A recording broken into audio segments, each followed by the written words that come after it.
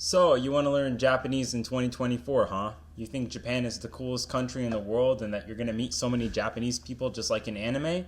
Well, if you already live in Japan or have Japanese friends or are ethnically Japanese, then congratulations, this video is completely useless to you. However, if you're not one of those people, then this is why I think you should not be learning Japanese anymore in 2024. But before we get into that, let me talk about a cultural phenomenon called Cool Japan. Basically, Cool Japan was essentially an effort by the Japanese government to turn Japan into a sort of soft power by mass exporting anything related to Japan, be it food, martial arts, music, technology, video games, and especially anime and manga to the West in order to promote Japan being a powerhouse of pop culture and give it a cool image, which worked for Japan and made it one of the biggest economies in the world until the 1980 market crash, which caused the Japanese economy to stagnate and made the Cool Japan phenomena die down in the early 90s. However, in the 2000s, there was once again an attempt to revive that Cool Japan phenomena of anime, J-rock, and Japanese-related products with stuff like Nintendo, Studio Ghibli, Naruto, and lots of Hollywood influence to make Japan seem like this big, influential culture by mass exporting it to the West, especially America. And it succeeded in capturing many people's hearts, including my own, which was the time I was growing up. And that made many people, including me, into weeaboos, who are non-Japanese people who hold significant interest in Japanese culture despite never having been to Japan. This was, for me, one of the reasons I felt I needed to learn Japanese growing up. Was this artificially created bond towards Japan thanks to this cool Japanese influence and this zeitgeist of Japanese pop culture supremacy that lasted until the 2010s. That's when another country started to become the world's biggest influence over the entire world thanks to the Hallyu, or the Korean Wave. And I don't think I'm exaggerating when I mean that South Korea is probably the most influential country in the world culturally. And I think the entire world has some level of obsession or, some level of knowledge of K-pop, K-dramas, and Korean food, Korean people, and Korean products. South Korea's extremely fast rise to power made many other Asian countries focus on exporting their culture and trying to replicate that influence as well. And the cultural domination of South Korea robbed Japan of its worldwide influence and made many people lose interest in Japan compared to Korea. And now, I'm not saying that Japan isn't still influential anymore. I'm just saying that Japan will always have that diehard appeal and that people will still keep being attracted to many unique about Japan and their culture. But compared to its height during the 2000s, Cool Japan era, Japanese culture just isn't as influential as it used to be compared to before. Although, with the Japanese yen dropping further and further, more people seeing Japan as a very clean and nice modern country to immigrate to, maybe this could change in the future. Having been to Japan and lived in Japan, Japanese interest in anime and focus on pop culture has really waned over the years. Japan isn't the anime wonderland that YouTubers and many anime people clickbait it and make it out to be. It's actually a really normal country with normal people, and a lot of people don't even watch anime or care about that stuff anymore, mainly because they're just so busy with their own lives and work that Japan just doesn't really have that weird anime magic and storytelling crap that you see in anime and manga. It's actually just a normal country, just like your own country.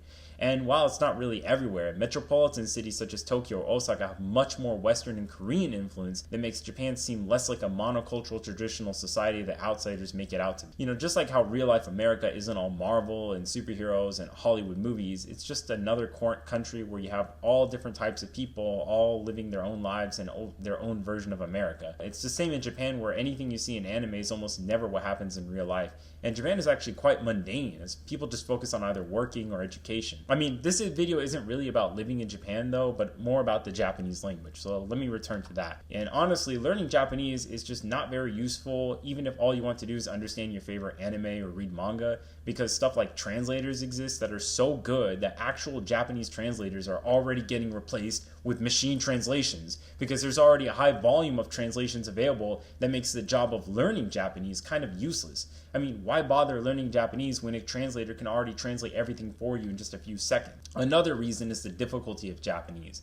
Japanese is one of the hardest languages in the entire world, second only to Chinese. It would take you 3 years of daily studying every single day nonstop just to get a basic comprehension of the language. And I'm not talking about being fluent. No, I mean just basic comprehension of common words used in daily conversation, grammar structure, and an elementary ability to speak and read.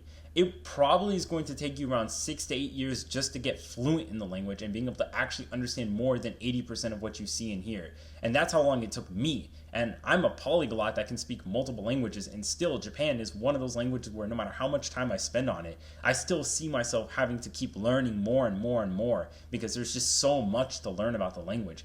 And even then, it will take you 10 years or more to gain that native level fluency and finally speak and understand things just like a Japanese citizen can. Most of this stuff will have to be done by yourself because there are just probably not many teachers or speakers that you can learn from in order to prove your Japanese within your own country either. Another reason is people tend to overestimate their ability of learning languages and think Japanese is an easy language. And this is in no part due to the massive amount of marketing by language learning apps and language learning companies and YouTubers that clickbait Japanese to be this simple, easy language that you just install an app and you just complete some quizzes and stuff and suddenly, boom, you're a native level speaker. I mean, it makes sense. At the beginning, yeah, Japanese isn't really that hard to learn. Katakana, hiragana, those alphabets are not really hard to read. Japanese doesn't have the weird tonal sounds like in Chinese or Vietnamese or Thai, and pronouncing Japanese words is really easy.